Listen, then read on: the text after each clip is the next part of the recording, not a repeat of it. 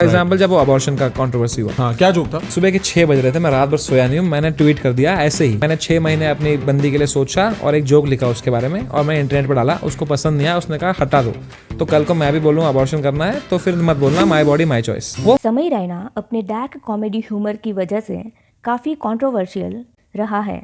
उस पे FIR and उसको डेथ थ्रेट्स भी मिले हैं। समय रैना ने कैसे अपने करियर की शुरुआत की, the most famous latent show क्यों बंद हुआ, डार्क कॉमेडी ह्यूमर की वजह से कैसे ऑडियंस इन्फ्लुएंस होती है, इसी के बारे में आज हम बात करने वाले हैं। So hello everyone, welcome to spill Sutra. Samay का problematic statement, he is comparing his joke with pregnancy and abortion.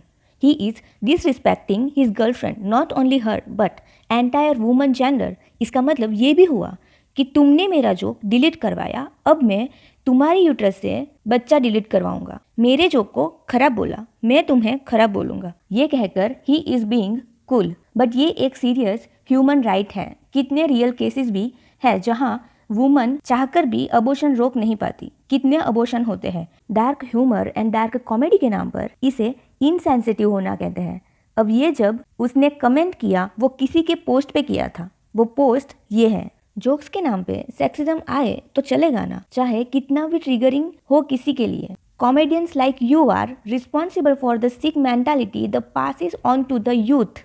यहाँ पर ये ट्वीट इसीलिए था क्योंकि जो समय रैना है वो डार्क ह्यूमर के नाम पर सबको हर्ट करते हैं। जैसे कि किसी गरीब पर हंस दिया, किसी को काला बोल दिया, किसी के फादर की डेथ पर हंस दिया, रेप, डिप्रेशन, डिसेबिलिटी, सारे सेंसिटिव मुद्दों पर जोक्स के नाम पर सबको हर्ट करता है एंड यूथ को इन्फ्लुएंस भी करता है। इसी वजह से यहाँ पे ये ट्वीट किया गया था कि जोक्स के नाम पर सेक्सिज्म चला रहे हो, चाहे वो कितना भी हर्टफुल क्यों ना हो। कॉमेडियंस लाइक हिम उसको सिक मेंटालिटी कहा, जो कहीं तक सही भी है क्योंकि रेप, डेथ, डिसेबिलिटी, गरीबी, रेसिज्म जैसे टॉपिक पर जोक बनाना बहुत सेंसिटिव होता है।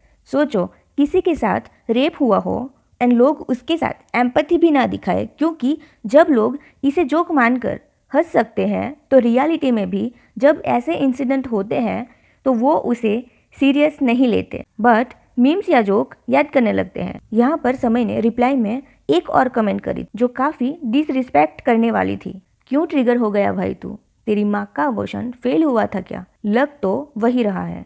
समय के बारे में जो भी ट्वीट थी वो सही थी। एक पब्लिक प्लेटफॉर्म पर आप कुछ भी नहीं बोल सकते, इससे लोग इन्फ्लुएंस होते हैं। बट यहाँ पर समय डायरेक्टली उसके माँ पर चला गया, उसकी माँ पे सवाल उठा दिया, जबकि अभी की लाइफ में एब्यूजिव लैंग्वेज में बात करना काफ़ी कूल माना जाता है। पर ये कूल बनने के चक्कर में ह्यूमैनिटी, काइंडनेस कम हो रही है।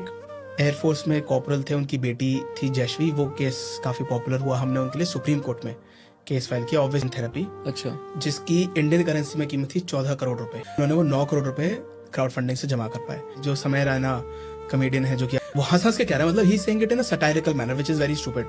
16 करोड़ रुपए का इंजेक्शन चाहिए। समय ने अपने करियर की शुरुआत 2018 में कॉमिक स्टांस सीजन 2 से करी। वो विनर था अलोंग विद आकाश गुप्ता। वहीं से एक डार्क टोन कॉमिक की शुरुआत हुई। समय का स्टाइल रो पर्सनल था, तभी Kashmir, parents, middle class, struggle, इस चीज़ों में वो डार्क ह्यूमर कॉमेडी बनाता था। 2019-20 में stand up comedy and shows videos बनाए, क्लब्स में शो करना जिसमें Delhi show video, middle class beat और मॉम डैड कॉमेडी वायरल हुआ था।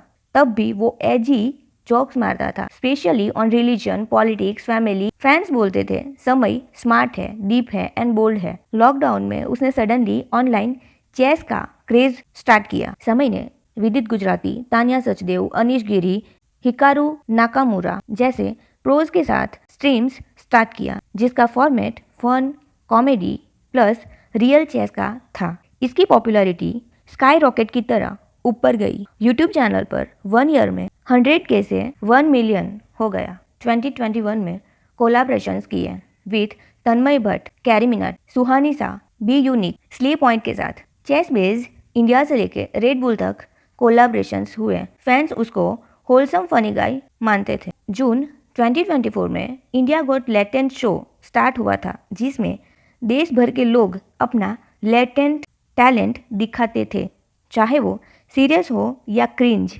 यूट्यूब पर ये शो स्टार्ट हुआ था। गेस्ट में यूट्यूबर्स आते थे। फॉर्मेट में कुछ भी फिक्स नहीं था। शायरी, dance, mimicry, rapping, cringe, absurd stuff सब कुछ था। ये शो चलते कंट्रोवर्सीज बहुत हुई थी, बट एक मेजर कंट्रोवर्सी जिसकी वजह से ये शो बंद करना पड़ा। Watch your parents have sex every day for the rest of your life. क्या हो गया रणवीर भाई को? अपने अपने पकड़ लीजिए तुरंत। Or would you join in once and stop it forever?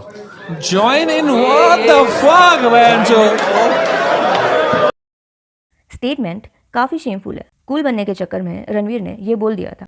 इसके बाद FIR एंड सोशल मीडिया पर बहुत ट्रोलिंग मिली सबको, खास करके रणवीर, अपूर्वा एंड समय को। गलती हो गई थी जिसके लिए सब ने माफ़ी मांगी। सब ने सोशल मीडिया से थोड़े टाइम के लिए ब्रेक ले लिया, लेकिन थोड़े टाइम के बाद सोशल मीडिया पर सब एक एक करके वापस आ गए। फरवरी 2025 में ये शो बैन हो गया। ऑडियंस जो गाली देने पर फिर से गाली देने के लिए गाली नहीं देनी चाहिए करके गाली ही दे रहे थे। सब ने बहती गंगा में अपने हाथ धोए। सब ने जमकर उनको ट्रोल किया। यहाँ पर ये वॉइस समय का काम मैसेज देना नहीं है सोसाइटी को। मैं कॉमेडियन हूँ, मेरा काम है जोक्स मारना। जिसका काम मैसेज देना है वो है नेता, politician, scientist. As a comedian my only job is to make people laugh. और यहाँ पे समय बोल रहा है उसका काम कॉमेडी करना है, सबको मैसेज देना नहीं। बट यहाँ पर कॉमेडी के नाम पे वो यूथ को, खास करके टीन्स को, जेनजी को गलत मैसेज दे रहा है, इनसेंसिटिव बनाकर। अगर डार्क ह्यूमर के नाम पर रेप, डेथ को नॉर्मलाइज कर दिया गया तो ह्यूमैनिटी कहाँ बचेगी। वैसे भी लोगों में काइंडनेस की कमी होती जा रही है। किसी का मजाक बनाना और हंसना ये कभी जोक नहीं हो सकता। किसी के लिए है डेथ, कोई बोलता है डेथ पे कुछ जोक्स नहीं सुन सकता हूँ मैं। कोई बोलता है मैं बच्चों पे कोई जोक नहीं सुन सकता हूँ। कोई बोलता है कि अपने शो पे कभी कोई अबॉर्शन पे जोक मत मारना। कोई बोलेगा कभी अपने शो पे डिप्रेशन पे मत जोक मारना। हर इंसान का ना एक अलग टॉपिक होता है जिससे उनको नहीं पसंद उस पे जोक्स, या वो उनको नहीं देखना चीज वो शो में। पर अगर हमने एक की सुन ली ना तो हमें सबकी सुननी पड़ेगी भाई। और अगर सबकी सुन ली तो फिर क्या ही कॉमेडी, फिर तो एकदम ही चैट GPT से करा लो कॉमेडी, है ना। बहुत सारे कॉमेडियन रहे हैं जिन्होंने बिना सेंटिमेंट्स को, किसी को हर्ट किए बिना कॉमेडी की है। Audience also wanted this type comedy. इससे उनको गिल्टी प्लेजर मिलता है, इसीलिए they also want this. But यहाँ पर एक पिरामिड है जहाँ पर बेस में sexist attitudes, rape joke, locker room banter. इसका मतलब बॉयज़ जिम या कोई स्पॉट्स जैसी जगह पर गर्ल्स पर सेक्सुअल कमेंट करते हैं, गलत बातें करते हैं जिसे वो नॉर्मल मानते हैं। ऐसे बहुत सारी चीज़ें जो पहले छोटी लगती है। As a pyramid shows the small things become bigger one, like a rape, dragging, molestation, steal things like बिना permission, protection removal during intimate.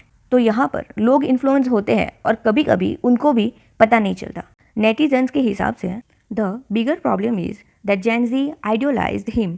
I think there is a serious death of role models for this bunch and it is quite a sad affair. If you think Samay Raina is smart और funny, you seriously need to increase your exposure and do some soul searching। यहाँ पर नीचे किसी ने reply किया है, I am also Gen Z, but I think they idealize worst comedians who can't move beyond dank jokes and sex. I actually liked his chess videos, but his abortion joke was so gross that he repels me now। Audience की भी उतनी ही responsibility है कि क्या सही है और क्या गलत, ये सोचकर ही इन्फ्लुएंस हो। बाकी क्या लगता है आपको, डार्क ह्यूमर जोक होने चाहिए या नहीं? क्या ऑडियंस को सोचकर इन्फ्लुएंस होना चाहिए? क्या सेलिब्रिटीज एंड इन्फ्लुएंसर्स के एक्शंस ऑडियंस को इन्फ्लुएंस करते हैं?